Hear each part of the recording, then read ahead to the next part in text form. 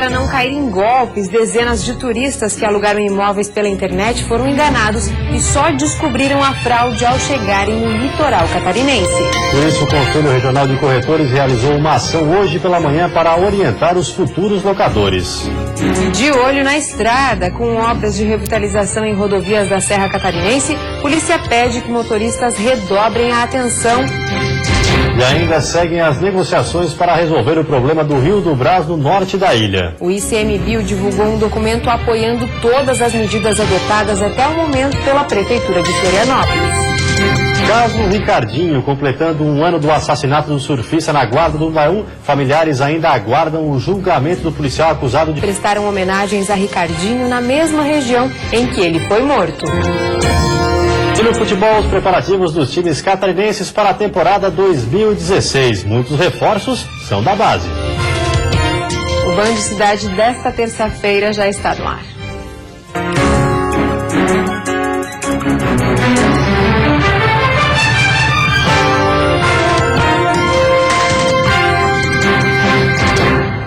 Olá, boa noite. Boa noite. Os motoristas que trafegam pela Serra Catarinense devem ficar atentos. O motivo é que 2 rodovias estão em obras de revitalização. A revitalização da SC 110 e 390 entre São Joaquim e Bom Jardim da Serra está em andamento. A obra compreende 15 quilômetros da SC 110 até o trevo para a entrada de Urubici. Depois, mais 36 quilômetros da SC 390 até o limite com o município de Lauro Miller. Essa rodovia é uma das mais importantes vias do turismo de Santa Catarina, uma vez que ela dá acesso à conhecida Serra do Rio do Rastro.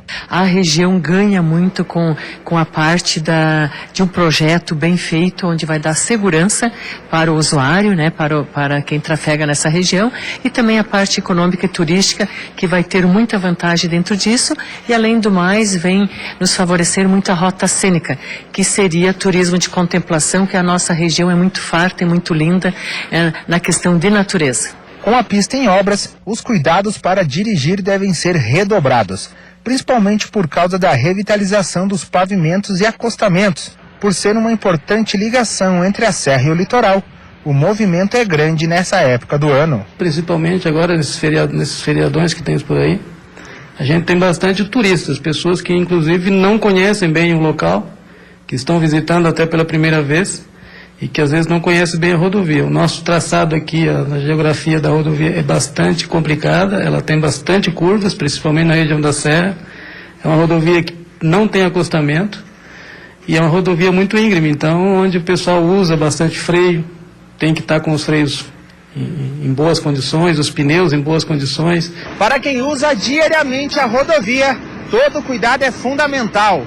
Os motoristas que passam por aqui usam o princípio da segurança, a fim de evitar transtornos. Achamos que deve melhorar e muito, né? Uma sinalização boa, a pista boa, evita bastante acidentes e a segurança para todo mundo. A segurança é fundamental, podendo evitar inúmeros acidentes se for seguida corretamente pelos motoristas. Os motoristas têm que ter bastante atenção com relação a essas sinalizações, que tem placas indicando, tem placas aí sinalizando para que onde existem essas obras, né? Mas mesmo onde não tem essas placas, o pessoal andar com bastante atenção.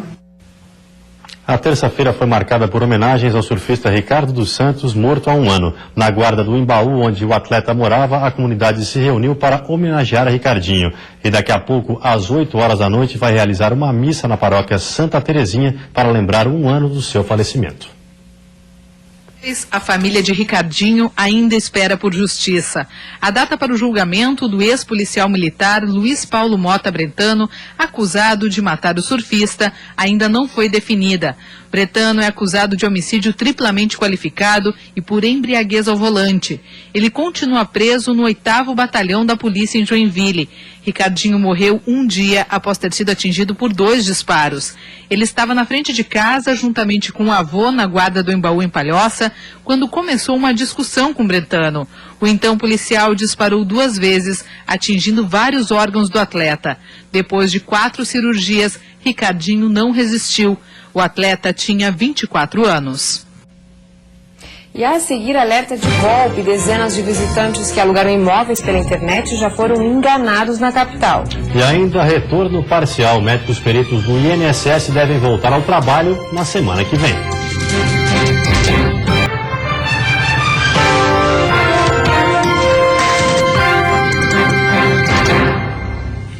O Conselho Regional de Corretores de Imóveis de Santa Catarina realizou hoje em Canasvieiras uma ação para alertar turistas sobre golpes que estão sendo aplicados nas praias do estado. Vários turistas que alugaram imóveis pela internet já foram enganados nesta temporada. Com panfletos informativos, os fiscais do Cresci abordaram turistas. O objetivo foi alertá-los da importância de sempre procurar um profissional inscrito no conselho ao alugar um imóvel. Evitar fazer qualquer tipo de negociação com pessoas na rua portando chaves, placas ou algum anúncio oferecendo imóveis e saber se realmente ela é devidamente inscrita e exigir a sua credencial. Para quem trabalha na rua, a fiscalização precisaria ser mais intensa para garantir um verão tranquilo para os turistas que vêm de longe. Éber é registrado e aluga imóveis há mais de 10 anos pelas ruas de Canasvieiras e alerta sobre os cuidados na hora de alugar um local para curtir as férias. O ideal seria assim, os clientes brasileiros às vezes perguntam se a gente é corretor, se a gente tem Cresci, mas na verdade a maioria não se importa com isso, porque as pessoas chegam sem reservas. Outra dica é desconfiar de preços muito baratos. Para este corretor de imóvel é preciso pesquisar bem antes de fechar um negócio. Esse ano teve casos de argentinos principalmente, mas brasileiros também caem no mesmo golpe. Chegam, o imóvel já está habitado ou o imóvel não existe. Teve clientes que chegaram aqui, que alugaram uma casa. Quando eles chegaram na casa, tinha gente já se hospedando e era o terceiro que chegava na mesma casa com mais gente lá. O estado possui aproximadamente 14 mil corretores e 4 mil empresas credenciados ao Conselho Regional de Corretores de Imóvel. E a partir da próxima semana, os médicos peritos do INSS parados há 4 meses retomam as atividades, mas de forma parcial. A partir de segunda-feira, todos os médicos peritos do INSS em Santa Catarina devem voltar ao trabalho, mas o atendimento dos profissionais será realizado de forma restrita. Sendo assim, a categoria continuará em estado de greve. Casos como fiscalizações em locais de trabalho e aposentadorias especiais não serão realizados. Serão feitas as perícias iniciais para quem precisa receber algum benefício. Os peritos pedem aumento salarial de 27,5%, redução da jornada semanal para 30 horas, incorporação de gratificações e concurso público. Durante a greve, mais de 2 milhões de perícias deixaram de ser realizadas em todo o Brasil.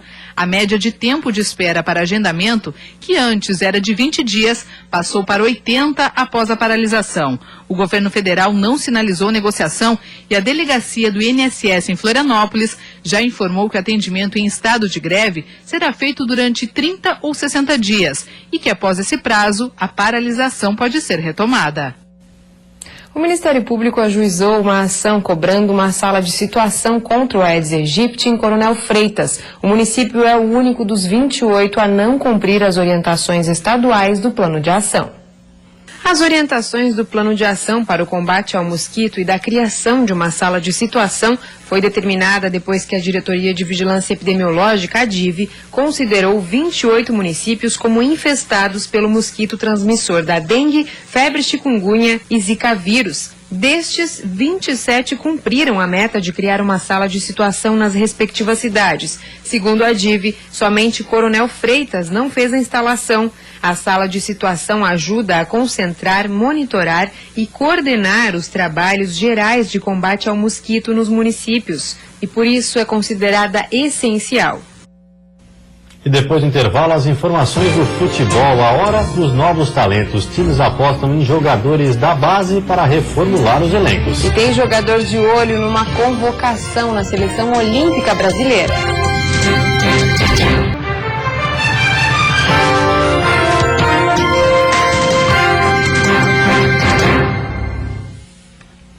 Futebol, de olho nos novos talentos. Quase 60% dos jogadores do Figueirense vieram das categorias de base. Mas para ter um lugar ao sol, precisam brigar pelas posições. Início de ano, preparação para o campeonato estadual e o papo sempre é o aproveitamento da garotada da base. No Figueirense, essa tem sido uma prática comum. No ano passado, garotos como Cleiton, Bruno Alves e Iago ganharam destaque na Série A e nesse ano já deixaram de ser promessas. Do atual elenco alvinegro, quase 60% dos jogadores saíram das categorias de base do clube. Isso demonstra que o trabalho é bem feito na base, né? A gente tem uma base boa e graças a Deus a diretoria, a comissão, todo mundo dá oportunidade para a base e tem muita gente de qualidade, por isso que sobe. Com o fim da Copa São Paulo de Futebol Júnior, outros garotos serão avaliados e podem integrar o elenco profissional, já que o Figueirense tem nos próximos meses a Primeira Liga e o Campeonato Catarinense. Agora, para quem já é veterano no grupo principal, vale aquela cavada para tentar uma moral a mais para essa temporada. Não é, Iago? Por aí, né? Se o Hudson me der essa oportunidade aí de ser o camisa 10 ali no meio campo, eu vou com certeza dar o meu melhor e fazer o máximo como eu vinha fazendo, independente de número, eu tenho que fazer o meu melhor. E o torcedor pode esperar que, se está faltando camisa 10, pode contar comigo. E não é só o Figueirense que aposta em jogadores da base. No Joinville, Adriane, destaque do time na Copa São Paulo de Futebol Júnior, foi incorporado ao elenco principal e diz que está pronto para encarar o desafio.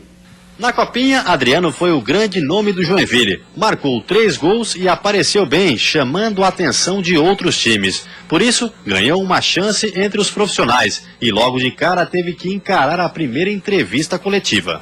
Tem que ficar tranquilo, dá aquele friozinho na barriga sim, mas espero acostumar o mais rápido possível. Sei que isso é normal na vida de um atleta, mas hoje estou tranquilo. Tranquilidade e frieza ele também mostrou dentro de campo. Aliás, essa foi a marca registrada dele na Copa São Paulo de Futebol Júnior. Dentro da área, ele não treme. Tem que ficar o mais calmo possível. Acredito que quem tem que ficar nervoso é ele, por estar só eu e ele junto. Mas dá assim tem que dar aquela tranquilidade a mais na frente do goleiro. Mas acredito que essa seja a minha maior qualidade, sim. Tanto o chute com as duas pernas, que trabalho muito isso, mas é sim. O garoto de apenas 19 anos aproveitou a primeira entrevista coletiva para cavar uma vaguinha no time. Tem poucos camisa 9 no profissional, que é o Viana e o Trípode. E se tiver que contratar, é mais um para brigar, né? E se quiser contar comigo, se quiser dar uma oportunidade para mim também, vou estar bem preparado. O Avaí não foi bem no último jogo treino da pré-temporada e foi derrotado pelo Juventude no Rio Grande do Sul. No último jogo treino da pré-temporada em Gramado, o Leão saiu de campo derrotado. No primeiro tempo, o Juventude abriu 2-0 e fez o terceiro logo no início da segunda etapa. Só depois disso que o Avaí conseguiu jogar e encostou no placar, com 2 belos gols de Rômulo e William, ambos por cobertura. Mas no fim o placar ficou mesmo em 4-2 para o time gaúcho, que disputa a Série C do Campeonato Brasileiro. Deu pra gente avaliar bem, ver aquelas carências que a gente ainda tem, que a gente vem conversando já há algum tempo, que eu já venho colocando em relação à questão que a gente está trabalhando sem defensores. Na verdade eles estão chegando e a gente está colocando ele aos poucos. Alguns jogadores têm muito tempo que não jogam, os meninos estão se adaptando ainda ao profissional. Como a gente havia falado em relação à questão de paciência, a gente tem que ter um pouco de paciência com os meninos, é uma adaptação ao profissional, mas assim, num contexto geral eu achei que a equipe, vamos dizer assim, se portou da maneira que a gente pensava. No Criciúma, o volante Barreto, um dos principais jogadores do elenco para essa temporada, tem 2 objetivos: ajudar o Criciúma a se classificar para a Série A e ser convocado para a seleção olímpica. No ano passado, ele era apenas uma promessa, um dos calouros do Catarinense. Depois de passar por toda a temporada, o volante Barreto tem motivos para comemorar. Pode-se dizer que 2015 foi bom para mim, né? Para o Roger também. E agora eu quero aproveitar novamente as oportunidades aí e, quem sabe, fazer com que seja o meu ano, né? Então, eu só tenho que aproveitar as oportunidades que o Criciúma me dá e dar o sangue sempre, né, da vida, que assim que tem que ser. Mais experiente, Barreto viveu a expectativa de subir o Criciúma para a elite do futebol brasileiro na última temporada. Como não conseguiu, esse volta a ser o grande objetivo para 2016, que tem ainda outras 3 competições importantes: a Primeira Liga, o Catarinense e a Copa do Brasil. Um ano cheio, aí, o calendário bastante cheio, então a gente tem que aproveitar aí esse ano bom que vai ser, né? aproveitar esses campeonatos aí para aparecer e levar o Criciúma cada vez mais para cima. Aparecer. Esse também é um dos objetivos particulares de Barreto. Presente em algumas convocações da seleção olímpica no ano passado, ele espera se destacar nesse início de ano para ter a honra de disputar as Olimpíadas no Rio. A Olimpíada é a maior meta agora, né? Então tem que dar o sangue aí esse ano aí, tentar se destacar de novo e quem sabe eu conseguir uma outra convocação para a seleção. E a seguir, administradoras de consórcios registram um bom momento em meio à instabilidade econômica. E ainda a poluição no Rio do Brás. ICMBio classificou como positivas as medidas tomadas pela Prefeitura de Florianópolis.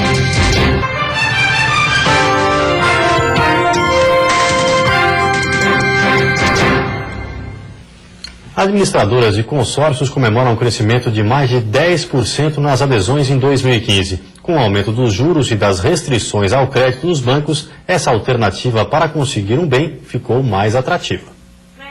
Milena resolveu fazer 2 consórcios ao mesmo tempo. Um para comprar um carro e outro para adquirir um segundo imóvel. A taxa do consórcio muito inferior aos juros de banco, então o resultado final, o gasto final, foi onde eu vi a vantagem de adquirir o consórcio. O carro a Milena vai pagar em 4 anos. É presente para a filha, que hoje tem 14 anos. E a ideia é, com 18 anos, ela já ter o carrinho dela.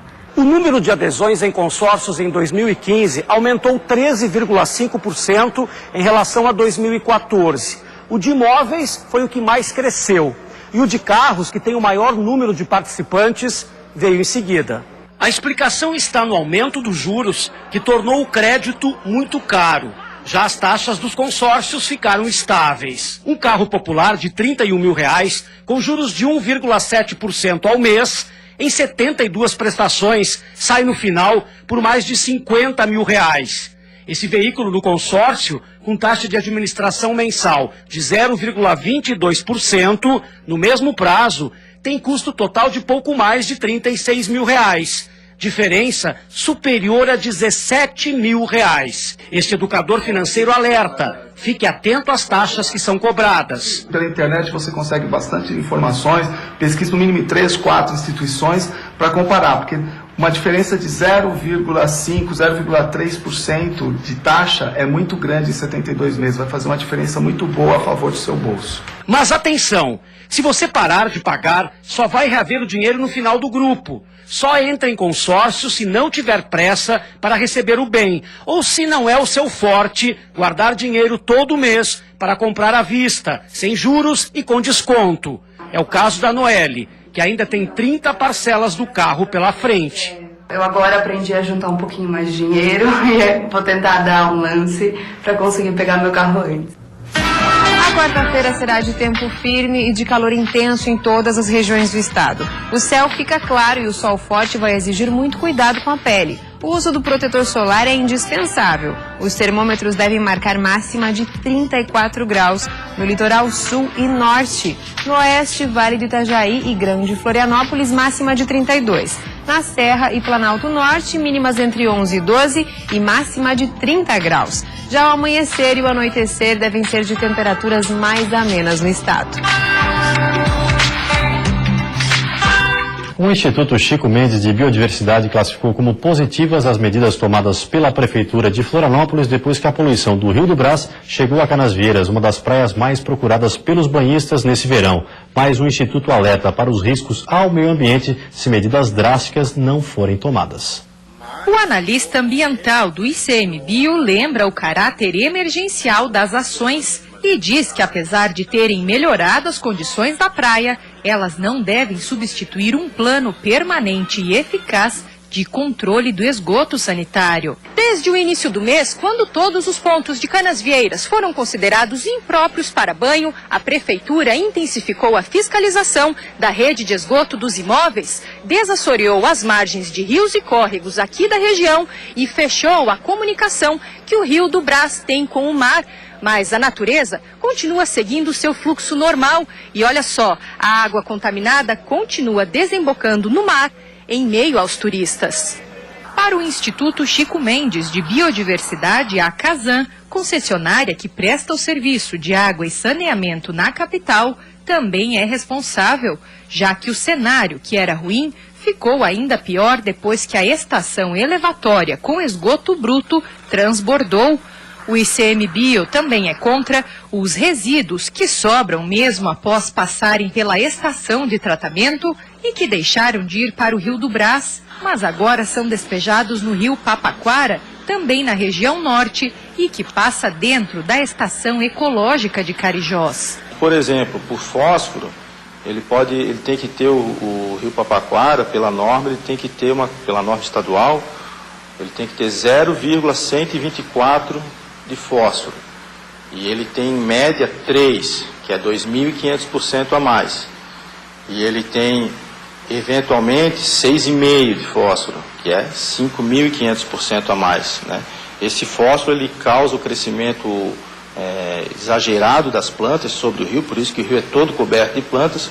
Essas plantas depois elas morrem e nesse apodrecimento das plantas elas retiram o oxigênio da água, causando então a mortandade dos peixes e podendo ocasionar também fenômenos de maré vermelha, né? Hoje os banhistas curtiram o dia de sol à beira-mar, mesmo com a poluição. As condições da praia de Canasvieiras melhoraram de acordo com o último relatório de balneabilidade.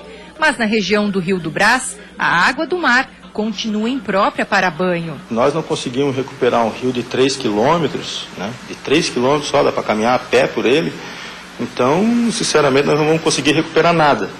Já o Ministério Público Federal questiona a barreira de areia feita no local. A situação do rio é objeto de uma ação na Justiça desde 2011. Uma vistoria e uma inspeção judicial estão marcadas para esta quarta-feira. Aquilo é uma área subjúdice, então só pode mexer naquilo com autorização judicial. Não houve autorização judicial para mexer, nós avisamos para a Justiça deliberar sobre aquilo. E amanhã a Justiça vai lá ver se foi mexido, se não foi, se poderia ou se não poderia. Deve ser divulgada em 10 dias a análise da coleta de água no rio Perequê. Uma mancha negra apareceu no local no último domingo. A mancha aparece na foz do rio Perequê. Foi percebida no local no último domingo. A Prefeitura de Itapema e a Fundação Ambiental da área costeira do município estão desde então monitorando o local. Para verificar a origem do problema, equipes da Vigilância Sanitária, dos bombeiros e da Fundação do Meio Ambiente foram acionadas. A partir de sobrevoos na região, a suspeita é de que a mancha venha de Lagoas Negras, situadas no município de Porto Belo. A Fátima recolheu nesta segunda-feira amostras da água para análise e o resultado deve ser divulgado em 10 dias. Os guarda-vidas continuam orientando os banhistas a saírem do mar no ponto do deságue da mancha. E antes de encerrarmos, uma olhadinha no trânsito da capital. Aí você acompanha imagens ao vivo das pontes Colombo Salles e Pedro Ivo Campos. Movimento muito intenso para quem deixa a ilha de Santa Catarina. Agora em Florianópolis, 28 graus. E vem aí o Jornal da Band. Uma ótima noite para você. Até amanhã. Boa noite. Até amanhã.